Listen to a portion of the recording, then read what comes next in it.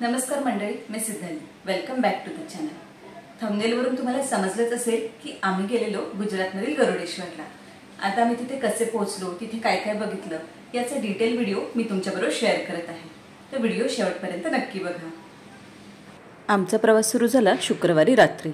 आम्ही 12927 दादर टू एकता नगर ही ट्रेन बोरिवली स्टेशनवरून पकडली. ही ट्रेन बोरिवली स्टेशनला 12 वाजता येते आणि दुसऱ्या दिवशी सकाळी 7:30 वाजता आम्ही पोचलो एकता नगरला. स्टेशनच्या बाहेर आल्यावर गरुडेश्वरला जाण्यासाठी शेअरिंग ऑटो असतात किंवा तुम्ही इको बुक करू शकता. 15 ते 20 रुपये पर सीटच्या हिशोबाने ऑटोवाले तुम्हाला श्री दत्त मंदिरापर्यंत सोडतात. एकता नगरपासून गरुडेश्वर 7 किलोमीटर अंतरावर आहे. आमच्याकडे जास्त सामान नसल्यामुळे आम्ही ऑटोने निघालो गरुडेश्वरला.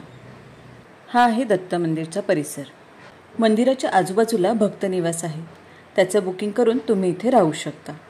हे दत्त मंदिर नर्मदा नदीच्या काठावर आहे. श्री वासुदेवानंद सरस्वती महाराज उर्फ टेंबेस्वामींचा जन्म सिंधुदुर्ग जिल्ह्यातील कुडाळ तालुक्यातील माणगाव या गावात झालेला. त्यामुळे महाराष्ट्र तसेच गोव्यामधून सुद्धा बरेच लोक इथे येतात. श्री वासुदेवानंद सरस्वती स्वामी महाराज यांनी 1914 गरुडेश्वरमधील नर्मदा नदीच्या काठावर समाधी घेतल्यामुळे या स्थानाला आध्यात्मिक पार्श्वभूमी आहे. असे म्हणतात की 23 वर्षे संपूर्ण देश पायी फिरून 1913 शेवटच्या चतुर्मासासाठी गरुडेश्वर येथे आले. भगवान दत्तात्रेयांचे महान भक्त आणि महान संन्यासी श्री वासुदेवानंद सरस्वती स्वामी महाराज यांनी गरुडेश्वर येथे स्थापित केलेले दत्त मंदिर तपश्चर्येचे ठिकाण म्हणून मानले जाते.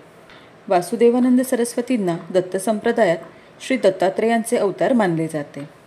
मंदिरातील भगवान दत्तांची मूर्ती अतिशय स्फूर्तिदायक आहे. गिरनार टेकडीवर दत्त मंदिरात जाण्याआधी भाविक गरुडेश्वरमधील दत्त मंदिराला भेट देतात.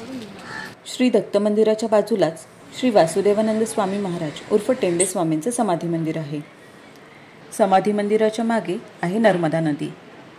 इथे आहे नर्मदा नदीचा घाट. पावसामध्ये समाधी मंदिरापर्यंत पाण्याची पातळी वाढते. मंदिरात दुपारी आणि संध्याकाळी आरती असते आणि आरतीनंतर 1 तास महाप्रसादाची वेळ असते. महाप्रसादासाठी मंदिराच्या ऑफिसमधून कूपन घ्यावं लागतं. महाप्रसादाची व्यवस्था मंदिराच्या जवळच केलेली आहे.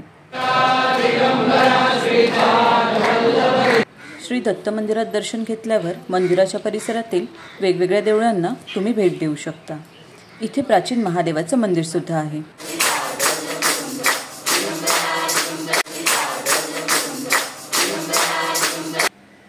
आय होप हा व्हिडिओ तुम्हाला आवडला असेल. व्हिडिओ आवडल्यास व्हिडिओ लाईक करा, शेअर करा. तसेच तुमचे काही प्रश्न असतील तर ते तुम्ही कमेंटमध्ये विचारू शकता. या व्हिडिओचा नेक्स्ट पार्ट लवकरच मी तुमच्यासाठी घेऊन येणार आहे, तर तो सुद्धा नक्की बघा. तुम्ही जर माझ्या चॅनलला अजून सबस्क्राईब केलं नसेल तर प्लीज सबस्क्राईब करा.